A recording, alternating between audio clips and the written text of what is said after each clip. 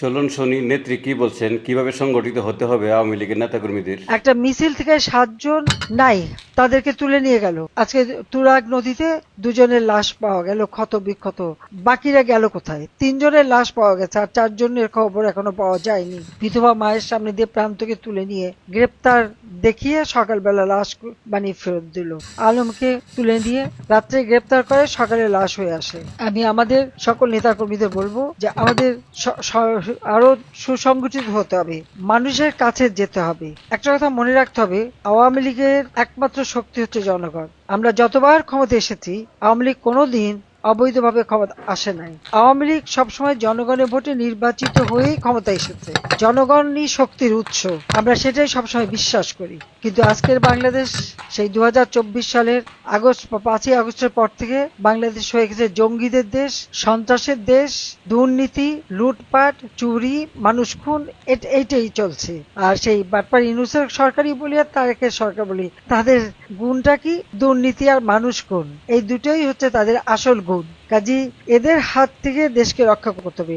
একটা মিছিল থেকে 7 জন নাই, তাদেরকে তুলে নিয়ে গেল। আজকে তুরাগ নদীতে 2 জনের লাশ পাওয়া গেল, ক্ষত বিক্ষত।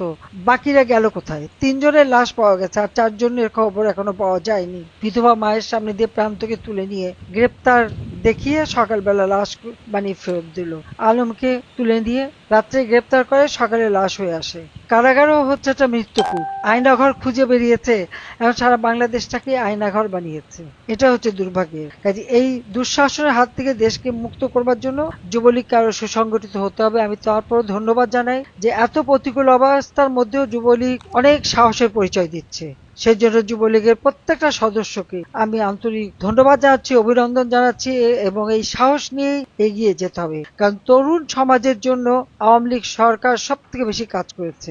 আমাদের কোম্পানি আইন, আমরা এক ব্যক্তি একটা কোম্পানি খুলতে পারবে, কর্মসংস্থান ব্যাংক করে দিয়েছি, সেখান থেকে বিনা জামানতে ঋণ নিয়ে ব্যবসা করতে পারবে। প্রবাসী কল্যাণ ব্যাংক করে দিয়েছি, সেখান থেকে ঋণ নিয়ে বিদেশে যেতে পারবে, জমি জমা বিক্রি করতে হবে না। সেইভাবে সমস্ত সুযোগ আমরা করে দিয়েছি, এবং বিনিয়োগ সৃষ্টি করার জন্য 100টা শিল্প অঞ্চল, সেখানে বিনিয়োগ আসতে শুরু করেছিল, এখন তো সব বন্ধ।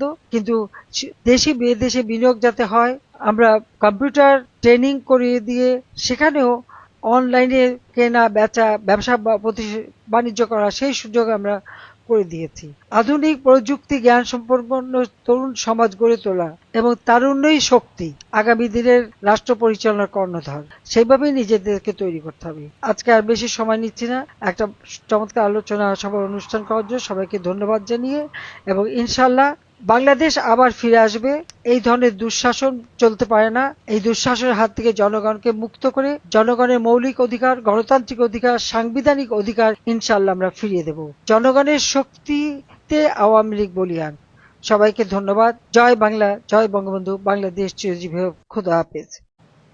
আমাদের নেত্রী কিন্তু সঠিক কথাই বলছেন, সবাই সংগঠিত থাকতে হবে, সংগঠিত থাকতে হবে, সবাই মিলেমিশে কাজ করতে হবে, সবার কাছে যেতে হবে, আর সবাই একত্রে থাকতে হবে, দল বেঁধে একত্রে থাকতে হবে। তাহলেই শত্রুপক্ষ আপনাকে আক্রমণ করতে পারবে না, মারতে পারবে না, মেরে ফেলতে পারবে না, মেরে ফেলে দিয়ে নিতে পারবে না।